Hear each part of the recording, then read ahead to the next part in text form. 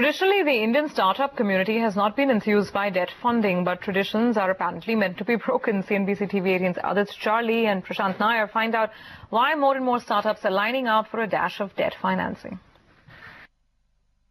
The cautious approach adopted by most equity investors has compelled startups to explore new avenues of funding. And hence, entrepreneurs are now warming up to the idea of raising debt capital from companies that provide working capital loans.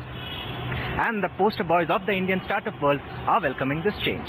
I would suggest to every startup, if possible, they should do a debt round because it's a cheaper form of capital. If your business financials can allow you to take debt. The biggest advantage?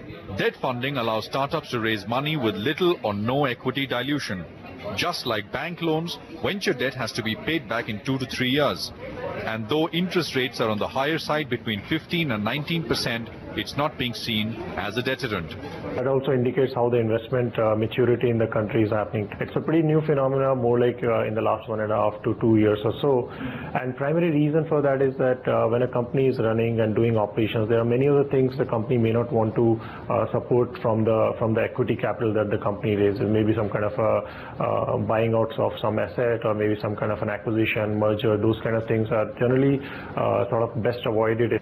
Also remember, there's an overall slowdown in venture capital funding, and that has fueled the surge in debt funding deals that have been struck in the last 12 months.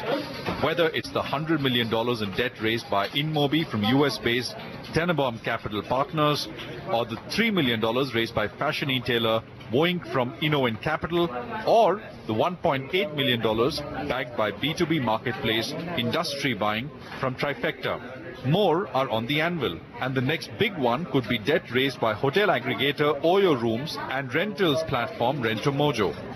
With Adit Charlie in Bengaluru, in Mumbai, this is Prashant Nair. In April this year, Prime Minister Narendra Modi formally launched a national agricultural market portal to